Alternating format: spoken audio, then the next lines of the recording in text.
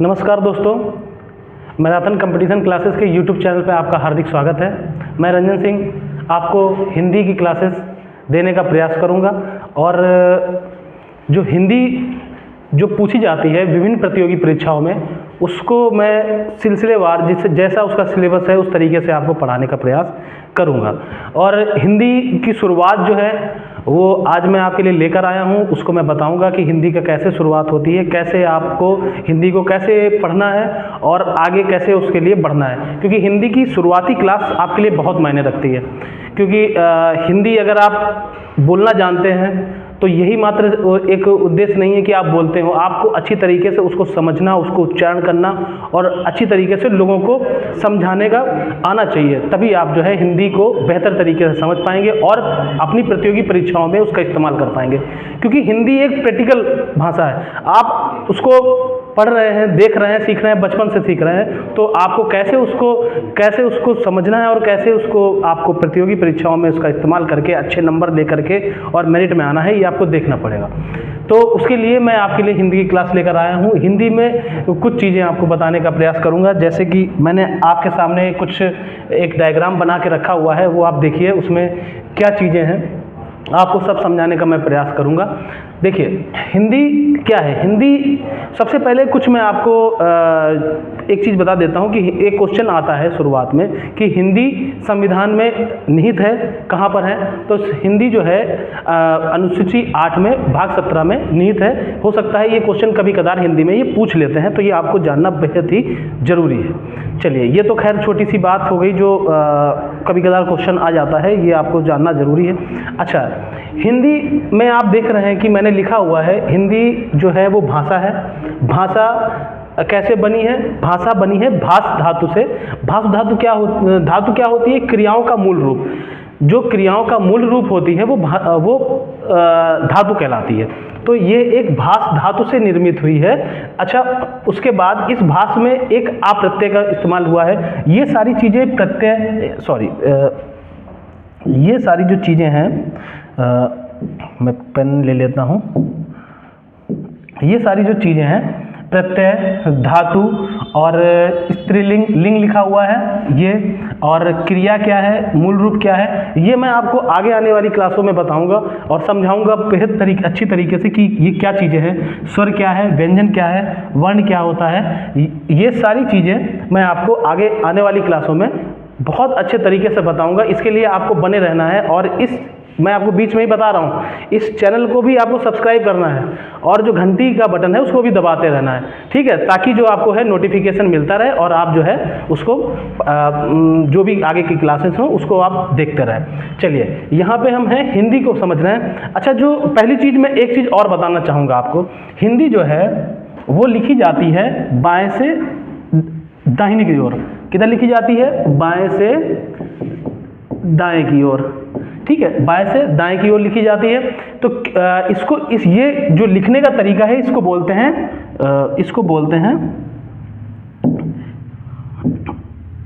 हैं लिपि। क्या बोलते हैं?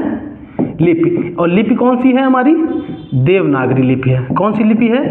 देवनागरी। देवनागरी गुजरात से आई है। कहाँ से आई है? गुजरात से आई है।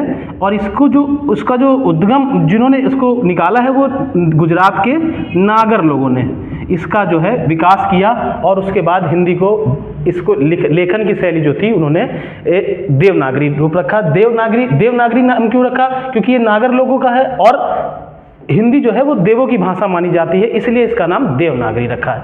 इतनी बात समझ में आई। हो सकता है कभी कभी क्वेश्चन ऐसे आ जाते हैं जो कि समझ से परे होते हैं, तो उनमें से एक क्वेश्चन ऐसा भी बन सकता है कि हिंदी को किन लोगों ने उद्गम किया? तो गुजरात के नागर लोगों ने इसका विकास किया है। ये भी चीज़ आप जो है देख सकते हैं। अब आते हैं अपने मूल डायग्राम पर, उस पर देखते हैं कि हिंदी जो है वो क्या है? एक भाषा है और भाषा क्या होती है? भाषा होती है बेसिकली जिससे हम अपनी बातों का आदान प्रदान कर सकें, एक व्यक्ति से दूसरे व्यक्ति को अपनी बात को समझा सकें। भाषा आप सांकेतिक भी कर सकते हैं, मौखिक भी कर सकते हैं, लिखित भी कर सकते हैं। लेखन से जो है आप जिस तरीके से आप किसी को भी कुछ बात समझाना चाहें वो आप कर सकते हैं। तो इसमें जो हमारी जो भाषा है वो उसका जो मेन जो आप जब तोड़ेंगे तो उसमें आपको निकल के आता है भाष प्लस आ। अच्छा, भाष क्या है? जब आप संस्कृत में देखेंगे तो संस्कृत में धातुएं होती हैं। हालांकि हम संस्कृत में नहीं जाएंगे क्योंकि संस्कृत एक अलग विषय हो गया। हिंदी कुछ चीज़ें होती हैं जो हिंदी में सीधे सीधे संस्कृत से ली गई हैं, ठीक है। तो हम देखेंगे कि भाष जो है, भाष धातु है। आगे हम आने वाली क्लासों में हम धातु के बारे में भी बताएंगे आपको। जब हम क्रिया वगैरह पढ़ाएंगे तब हम आपको बताएंगे, बहुत अच्छे से बताएंगे कि क्या होती है धातु। फिलहाल इतना समझ लेते हैं, जो क्रियाओं का मूल रूप होता है वो धातु कहलाती है, ठीक। उसके बाद इसमें जब हम आ लगा देते हैं, प्रत्यय और उपसर्ग हम आपको बताएंगे, ये भी बताएंगे। इसके लिए आपको बने रहना है क्लास में। आगे आने वाली क्लासों में हम आपको बहुत अच्छे तरीके से बताएंगे बच्चों, लेकिन आपको इस क्लासों में बहुत ध्यान लगा के पढ़ना है। अगर आपने अच्छे से पढ़ाई करी, अच्छे से मेहनत करी, तो आप ये जान लीजिए कि आप परिवार में सबसे नंबर 1 दर्जा पाएंगे। और अगर आपने मेहनत नहीं करी तो आप फिर जहाँ पे हैं वहीं रह जाएंगे। तो इसलिए इसको देखिए कि धातु क्या है। जब आप प्रत्यय लगाते हैं तब ये भाषा बन जाती है। भाष में आप प्रत्यय लगाया, जो प्रत्यय का मतलब होता है पीछे लगता है, उपसर्ग का मतलब होता है जो आगे लगता है। ये भी हम आपको बताएंगे, लेकिन अभी इतना समझते हैं, भाष से आ लग करके ये प्रत्यय बन जाता है, ये बन जाती है भाषा, ठीक। उसके बाद फिर हम देखते हैं आपके मैंने नीचे एरो लगाया, इसके बीच में लिखा है उच्चारण। भाषा क्या होती है? भाषा जो निर्भर करती है वो उच्चारण पर निर्भर करती है बच्चों। जैसे मान लीजिए अगर हम किसी चीज़ का उच्चारण ही नहीं कर पा रहे हैं, उसके बारे में हम कुछ पता ही नहीं पा रहे हैं, उसको बोल ही नहीं पा रहे हैं या उसको समझा ही नहीं पा रहे हैं, तो वो कोई भाषा नहीं है। भाषा का मूल उद्देश्य यही है कि हम एक बात को दूसरे को कैसे समझा सकते हैं, कैसे वो अपनी बात को दूसरे को रख सकते हैं, यही हमारी भाषा है। तो हिंदी जो हमारी मातृभाषा भी है, हमारी राजभाषा भी है, और जो आप कहना चाहें सब है, क्योंकि भाई हम बोल ही रहे हैं। शुरू से मातृभाषा इसलिए कहते हैं, माता ने सिखाया, माँ ने हमको बोलना सिखाया। मम्मी पापा जो भी भाई बहन, ये शब्द क्या है? ये हिंदी के शब्द हैं। तो ये सब जो चीज़ें हैं ये सब हमारे मम्मी पापा ने हमको सिखाया, तो इसलिए हम इसको मातृभाषा कहते हैं, ठीक। और बाकी राजभाषा, क्योंकि हमारे पूरे देश में ये बोली जाती है, इसलिए इसको राजभाषा भी कहते हैं। तो ये भी ध्यान रखिएगा, कभी कभी छोटे छोटे क्वेश्चन ऐसे क्वेश्चन आ जाते हैं। मातृभाषा बताइए, हिंदी, संस्कृत, इंग्लिश, उर्दू, फारसी, तो आपको टिक किस पे करना है? हिंदी पे टिक करना है, ठीक है। उसके बाद उच्चारण देखते हैं। उच्चारण का हमने यहाँ पे तोड़ा है, ये विच्छेद किया है हमने इसको थोड़ा सा, उत प्लस चारण, संधि विच्छेद। ध्यान रखिएगा, ये भी बहुत अच्छा टॉपिक है, इसको भी मैं आपको बहुत बेहतर तरीके से पढ़ाने वाला हूँ बच्चों। बस ये है, आपको बहुत ध्यान से पढ़ना है। शुरुआत ही डिसाइड करेगी कि आपका अंत कैसा होने वाला है, ठीक है। अगर आप शुरुआत में अच्छे से नहीं करेंगे तो आपका ये जान लीजिए कि अंत में जो क्लासेस होंगी वो आपको बिल्कुल भी समझ में नहीं आने वाली, ठीक है। तो अब देखिए, उत प्लस चारण, यहाँ पर मैंने लिख रखा है उत प्लस चारण। उत का अर्थ है, उत माने होता है श्रेष्ठ, चारण मतलब होता है आचरण। श्रेष्ठ आचरण, श्रेष्ठ यानी हिंदी जिसका आचरण श्रेष्ठ हो वो क्या कहलाएगा? उच्चारण कहलाएगा, ठीक। यहाँ से तो ये बात निकल गया ही। उसके बाद हम देखते हैं जिसका उच्चारण हो सके, तो हमारी जो हिंदी है उसका उच्चारण हमें करना है। तो जब हम उच्चारण करेंगे तो हमारे सामने 2 चीज़ें निकल के आती हैं बच्चों। क्या निकल के आती हैं? कि उच्चारण जब करते हैं तो स्वर मिलता है और व्यंजन मिलता है। क्या मिलता है? स्वर और व्यंजन। जब स्वर निकलता है और व्यंजन निकलता है, जब दोनों का मिलन होता है तब हमें मिलता है वर्ण, ठीक। वर्ण क्या होता है, स्वर क्या होता है, व्यंजन क्या होता है, ये मैं आपको बताने जा रहा हूँ। आप लोग बहुत अच्छे से सारी चीज़ें हटा दीजिए, फ़ोन में जो नोटिफिकेशन आ रहे हो उसको बंद कर दीजिए और सब कुछ एकदम साइलेंट कर दीजिए, सिर्फ क्लास पे फोकस करिए। अगर आप क्लास पे फोकस कर रहे हैं तो ये समझ लीजिए कि आपकी जो पहली क्लास है वो आपके लिए वरदान साबित होगी और आपकी हिंदी बहुत बेहतरीन करेगी, ठीक है। तो यहाँ समझते हैं स्वर क्या होता है, व्यंजन क्या होता है। स्वर, जब हम हिंदी देखते हैं तो हिंदी में हमारे पास कुछ वर्ण मिलेंगे, टोटल हमारे पास अभी 52 है। अभी शायद नोटिफिकेशन एक आ रहा है, एक और वर्ड बढ़ा दिया है, वो भी मैं आपको अपडेट कर दूंगा। फिलहाल में अभी हम 52 समझते हैं, फिर अगर एक और अभी नोटिफिकेशन अभी आया है वो भी देखेंगे, उसके बाद हम आपको वो उसकी भी चर्चा करेंगे, ठीक है। उस फिलहाल में अभी 52 को देखते हैं। तो हमारे पास हिंदी भाषा में कुल 52 वर्ण है। कितने वर्ण हैं? 52 वर्ण है। और ये जो उच्चारण करते हैं, जब हम भाषा का उच्चारण करते हैं तो हमारे पास बन जाती है वर्णमाला। जब हमारे पास वर्ण आएंगे तो फिर एक वर्णमाला, जैसे मोती होता है, एक मोती को धागे में पिरोएंगे, फिर पिरोते हम माला बना लेते हैं, उसको पहनते हैं, रुद्राक्ष की माला, मोतियों की माला, जैसी माला आप बना पाएँ, ठीक है। वरमाला शादी में बनाते हैं, वरमाला पहनते हैं, शादी करते हैं, वो जैसा आप बनाते हैं, फूलों की माला, कुछ भी माला, तो ये हमारी वर्णमाला है।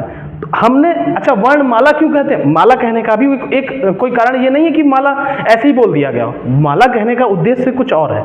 माला कहने का उद्देश्य ये है कि हमने जैसे माला हम करते हैं तो एक सर्किल में करते हैं, जैसे मोती की माला बनाई सर्किल में, रुद्राक्ष की माला बनाई सर्किल में, वैसे कुछ ऐसा व्यवस्थित क्रम होता है इस वर्णमाला का, ऐसे तरीके से रखी गई है कि वो एकदम ऐसी दिखती है कि कोई व्यवस्थित समूह हो, जिस कारण इसका नाम वर्णमाला रखा गया है। बच्चों समझ रहे हैं आप क्यों वर्णमाला कहा है मैंने?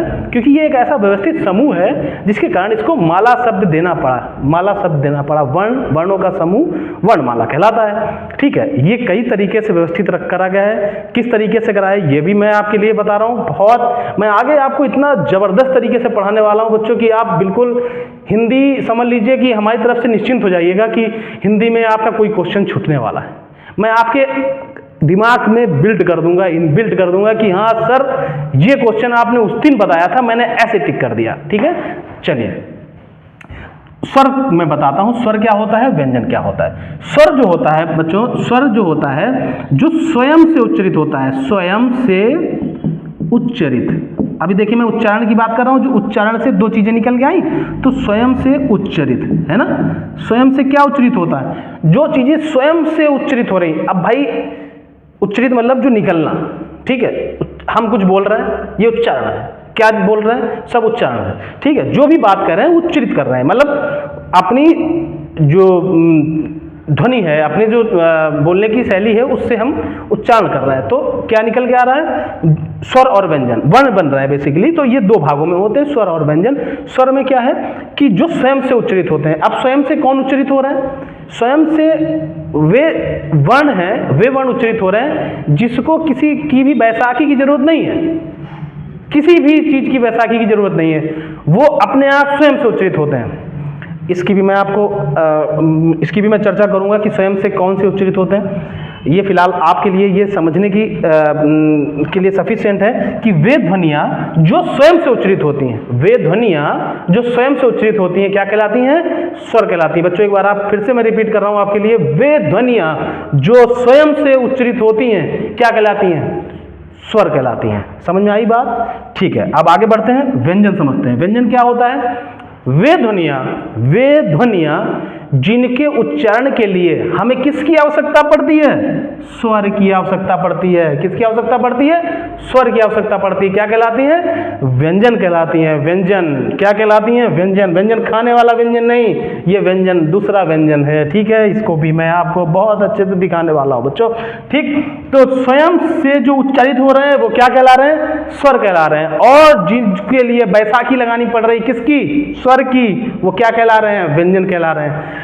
और इसकी एक परिभाषा बच्चों मैं आपको मतलब भेंट कर रहा हूं।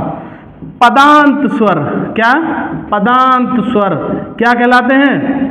व्यंजन कहलाते हैं बच्चों। क्या कहलाते हैं? व्यंजन है। पदांत स्वर व्यंजन है। क्या है? व्यंजन है, पदांत स्वर। अब इसका पदांत का मतलब समझ लेते हैं। जिसके पद के अंत में क्या आ जाए? स्वर आ जाए। जिसके पद के अंत में स्वर आ जाए क्या कहलाता है? व्यंजन कहलाता है। ये परिभाषा आपको बहुत मदद करेगी, हालांकि व्यंजन की बहुत बड़ी परिभाषा है, ठीक है।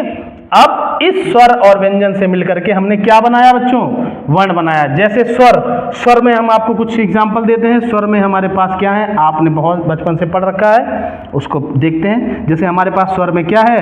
अ, ई, उ, है ना। उसके बाद आ, ई, ऊ, है ना। उसके बाद ए, आई, ओ, औ और एक री। री बच्चों ये स्वर है, संस्कृत से लिया हुआ, इसको बोलते हैं आगत स्वर। ये मैं आपको आगे वाली क्लास में बताऊंगा। ये हमारे पास हो गए स्वर, ठीक है।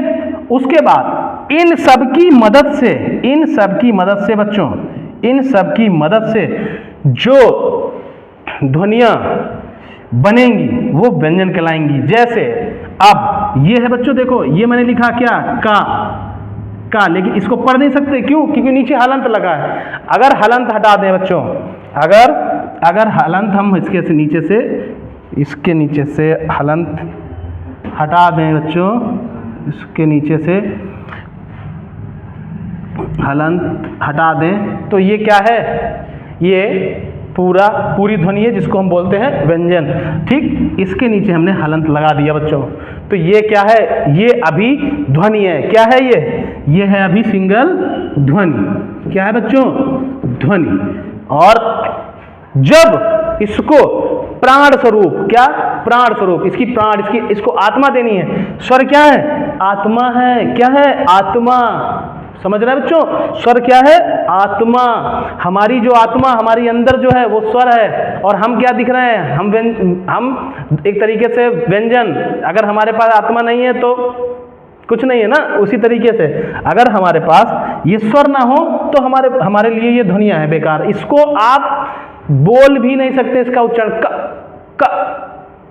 क आ निकल रहा है, यानी उसके आखिरी में आ जरूर आ रहा है। इसलिए जब इसको प्राण स्वरूप क्या मिल जाएगा, स्वर, तो ये बन जाएगा बच्चों व्यंजन। क्या बन जाएगा, व्यंजन।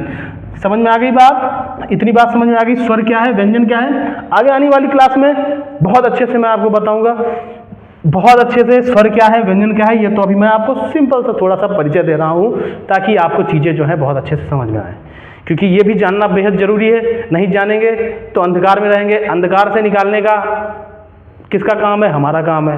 कहाँ ले जाना है, प्रकाश में ले जाना है। तो प्रकाश के लिए आपको ये थोड़ा सा प्रकाश अपने चक्षुओं में डालना पड़ेगा। तभी आपकी आंखें जब चौंधियाएंगी तभी आपको समझ में आएगा कि सूरज भी निकलता है, ठीक है, रात्रि जाती है ना। ठीक, तो ये मिल गया आपको, ये मिले आपको क्या, ये सब कहलाते हैं बच्चों, ये सब कहलाते हैं वर्ण। क्या कहलाते हैं, वर्ण। क्या कहलाते हैं, वर्ण। स्वर और व्यंजन जो है बनते हैं तो ये बनते हैं वर्ण, और ये वर्ण व्यवस्थित समूह में लगा देंगे तो बन जाएगी वर्णमाला। अच्छा, इसकी परिभाषा भी समझ लेते हैं बच्चों, वर्ण की परिभाषा भी समझ लेते हैं, है ना।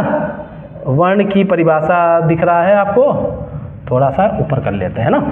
वर्ण की परिभाषा को बहुत अच्छे से समझते हैं। वर्ण क्या है, मैंने लिखा हुआ है यहाँ पे बच्चों, लघुत्तम अर्थभेदक इकाई अखंडनीय।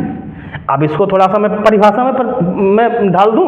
परिभाषा क्या है, वह लघुत्तम, लघुत्तम मतलब छोटी से छोटी, अर्थभेदक मतलब अर्थ को भी भेद दे, है ना। एक अर्थ होता है शब्द का अर्थ, जैसे किसी शब्द का कोई अर्थ निकालते हैं तो उसका अर्थ पता चल जाता है, लेकिन अर्थ को भी भेद दे। अर्थभेदक इकाई, कोई भी इकाई, जैसे मैं एक इकाई हूँ, आप एक इकाई है, घर पे कुछ भी सामान रखा है आपके पास, पेंसिल होगी, किताब होगी, सब एक इकाई है ना। अखंडनीय मतलब जिसका खंडन ही ना किया जा सके, वो क्या कहलाते हैं बच्चों, वर्ण कहलाते हैं। क्या कहलाते हैं, वर्ण। यानी भाषा की लघुत्तम अर्थभेदक इकाई जिसका खंडन नहीं किया जा सकता, क्या कहलाती है, वर्ण कहलाते हैं बच्चों। क्या कहलाते हैं, वर्ण कहलाते हैं। अब समझिए, जैसे हमने ये लिखा आ, क्या लिखा है, आ, ये क्या है, ये एक स्वर भी है, स्वर है, और एक साथ साथ में क्या है, ये वर्ण भी है, और ये हमारा पहला वर्ण है। क्या है, पहला, ठीक। स्वर और वर्ण आ। अब बताइए, ये वर्ण, इसका हम खंडन कर सकते हैं क्या भला, इसका खंडन कर सकते हैं, इसका खंडन नहीं किया जा सकता। क्यों, क्योंकि ये इसको बोलते हैं ब्रह्मांड जनित ध्वनि। क्या बोलते हैं, ब्रह्मांड जनित ध्वनि। ये क्या है, ब्रह्मांड से जनी हुई ध्वनि है, इसको हम इसका खंडन बिल्कुल नहीं कर सकते। खंडन अगर कोई कर दे तो हमें करके बताना, कमेंट में बताना बच्चों, कमेंट जरूर करना कि सर कैसा पढ़ा रहे हैं, कैसा नहीं पढ़ा रहे हैं, ये पढ़ा रहे हैं, वो पढ़ा दीजिए, ये बता दीजिए, जो भी पूछना XYZ आप पूछिए, बेहद दम लगा के पूछिए ताकि मुझे भी मजा आए पढ़ाने में कि आपको क्या चाहिए, है ना। तो आज जो है ये ब्रह्मांड जनित ध्वनि है। अब जैसे ब्रह्मांड, कहीं दूर निकल जाइए जहाँ पे कोई शोर ना हो और सुनिए, कान पे लगा लीजिए हाथ, फिर सुनिए, देखिए एक ध्वनि आएगी आ, कंटिन्यूअस एक ध्वनि चलेगी आ, तो ये वो ध्वनि है जो ब्रह्मांड से निकली है, ब्रह्मांड जनित ध्वनि आ कहलाती है। ये पहला वर्ण है, ब्रह्मांड से जना है इसलिए पहला वर्ण है, और इससे ही ये जो है इसका खंडन हम नहीं कर सकते, इसलिए इसको वर्ण कहा गया। अच्छा, एक चीज, एक मैं कमिटमेंट आज मैं आपसे कर रहा हूं और आने वाली आखिरी कक्षा तक ये कमिटमेंट बना रहेगा कि ये जो आ है, ये जितने भी 52 वर्ण हैं उसमें मैं आपको दिखाऊंगा और इसी से बनेंगे। अगर कोई भी वर्ण इसके अलावा कहीं दिखता है तो आप कमेंट करिएगा और बताइएगा कि सर ये वाला वर्ण जो है आ से नहीं बन रहा, तो मैं आपको सैल्यूट करूंगा और आप जो कहेंगे वो मैं आपको करने को तैयार हूं बच्चों, ठीक है। इसलिए जो जो आ है ये आपके 52 के 52 वर्णों में मिलेगा, ठीक है। तो फिलहाल में ये हो गया कुछ वर्ण, उसके बाद आ है, उसके बाद अन्य जो मैंने अभी ये लिखे ई उ आ ई उ ए आई ओ औ री, ये सारे स्वर, और उसके बाद क ख ग घ अंग चा छ जा या टा ठा डा ढा ता था दा धा ना पा फा बा भा मा, ये जितने भी हैं उसके बाद और भी जो भी हैं वो सब में आपको आ मिलेगा, ठीक है। अभी मैं जब वर्णमाला पढ़ाऊंगा आपको, वर्णमाला, अब यहाँ पे ये तो वर्ण आपको हो गए। अब वर्ण से आपको बनानी है वर्णमाला। आगे की क्लास में देखिए मैं आपको क्या बताने वाला हूं, ये आप समझ लीजिए। वर्ण से बनाएंगे वर्णमाला। जब हमारे पास 52 के 52 वर्ण मिल जाएंगे बच्चों, जब 52 के 52 वर्ण मिल जाएंगे हम निकाल लेंगे। उसके बाद फिर वर्णों से हम क्या बनाते हैं, फिर वर्णों से हम क्या बनाएंगे, शब्दांश बना लेंगे। क्या बना लेंगे, शब्दांश बना लेंगे। फिर हम उसके बाद शब्दांश से शब्द बना लेंगे बच्चों। शब्द के बाद हम क्या बनाएंगे, फिर शब्द के बाद हम पदांश बना लेंगे, है ना, सॉरी, शब्द के बाद हम बनाएंगे पदबंध। क्या बनाएंगे, पद बना लेंगे, पदबंध बना लेंगे, है ना। उसके बाद फिर हम बना लेंगे वाक्य, और फिर दुनिया भर की कहानी बनानी हो, आपको उपन्यास बनाना हो, रचना बनानी हो, कुछ भी बनाना हो, सब आप बनाओ, ठीक है। फिलहाल में पहले तो हम ये सब बना लें, है ना। उसके बाद फिर हम जो भी बनाना होगा हम आगे बनाएंगे। और इतना मैं महसूस कर रहा हूँ आपको चीज़ें समझ में आई होंगी, बेहतर तरीके से आपको समझ में आया होगा। और आगे की क्लास के लिए आपको उत्सुकता दिखानी है, आपको भर के कमेंट करना है और भर के लाइक करना है। आपको मैराथन कंपटीशन क्लासेस के चैनल को सब्सक्राइब करना है, लाइक करना है, और सभी अपने दोस्तों को शेयर करिए ताकि ये इतनी अच्छी हिंदी की क्लास मिस ना हो जाए बच्चों, है ना। तो आपको जो है इसको कमेंट करना है, उत्सुकता दिखानी है। अगर आप उत्सुकता नहीं दिखाएंगे तो हम कैसे दिखा पाएंगे। तो इसलिए आप जो है चैनल को सब्सक्राइब और घंटी जरूर दबाइए। अगर घंटी नहीं दबाएंगे तो मैं आपके घर में आके घंटी दबाऊंगा, इसलिए घंटी जरूर दबाएं, ठीक है। Thank you so much, thank you class.